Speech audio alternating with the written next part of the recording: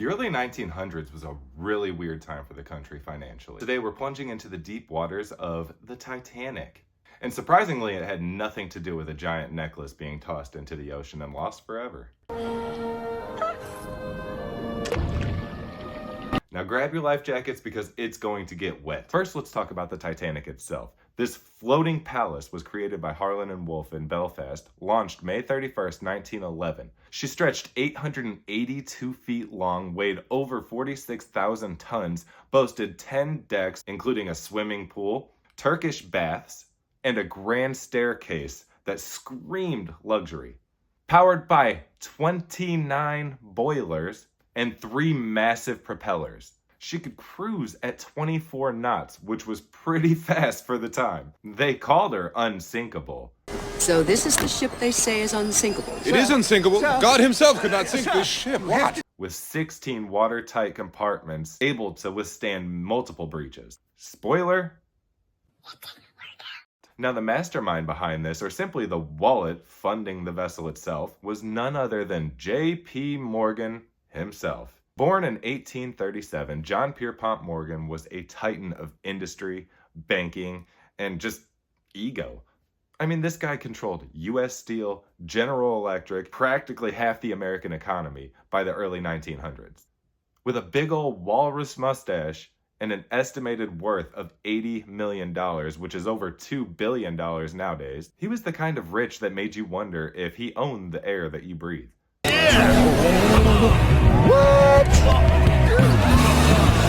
O'Hare Purified Air. Freshness to go. Morgan founded the International Mercantile Marine Company, which swallowed up the White Star Lines in 1902, making him the puppet master behind the Titanic, as well as the Titanic's sister ship, the Olympic. But was he just interested in building boats?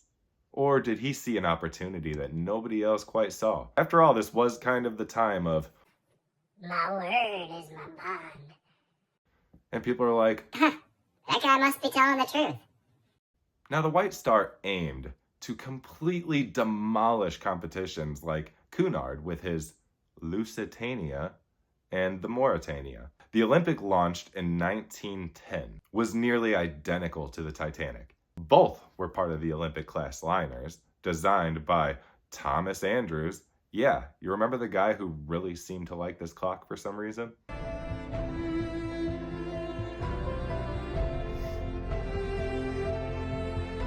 Both ships measured 882.5 feet long, weighed around 46,000 tons, and shared the same triple screw propulsion.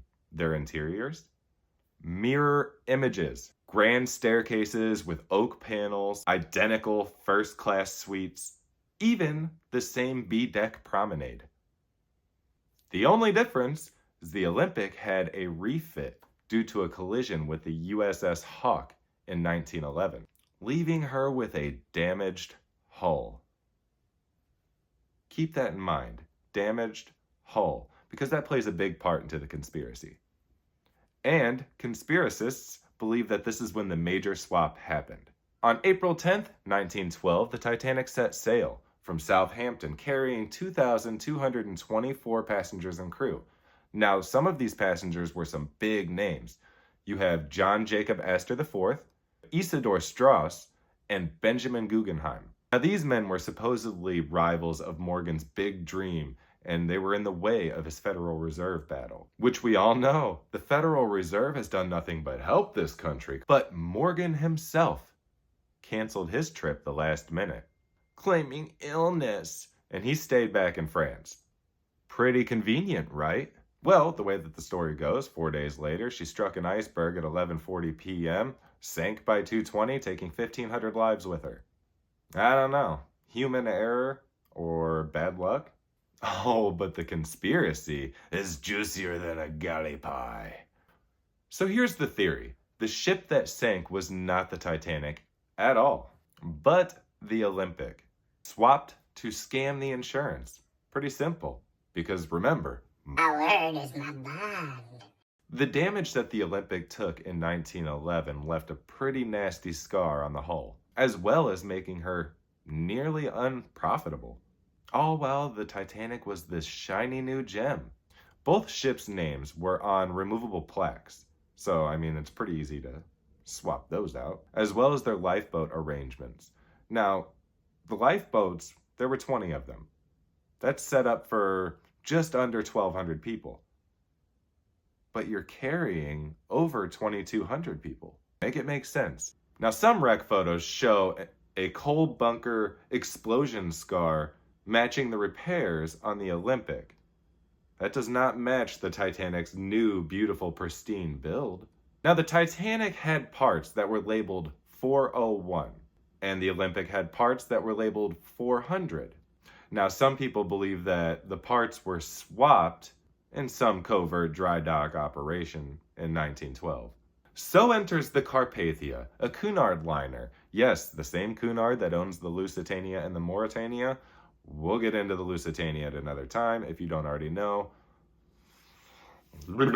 Anyway, now the Carpathia steamed 58 miles to save 710 people. Launched in 1903, she was definitely no speed demon, by any means. Only capable of cruising 14 knots, yet arrived by 4 a.m. Now, conspiracy buffs believe that the Carpathia was kind of in on it, paid off by J.P. Morgan himself. Part of like a staged rescue operation to kind of give a little credibility to the sinking of the Titanic. Oh, these people were cold. They were freezing. They were not in their right minds. They don't know what they saw. Little fishy that the Carpathia, a very slow ship, not only had room for passengers, but was not that far away and was able to arrive fairly quickly. Why weren't they sailing in an opposite direction? It just doesn't make sense that there was already a ship just on the ready. Needless to say, thankfully they saved 710 people. That's wonderful. Meanwhile, Morgan's rivals, Astor Straus and Guggenheim, they all drowned, conveniently clearing his path to a wonderful Federal Reserve, which would actually end up happening in the following year. Coincidence?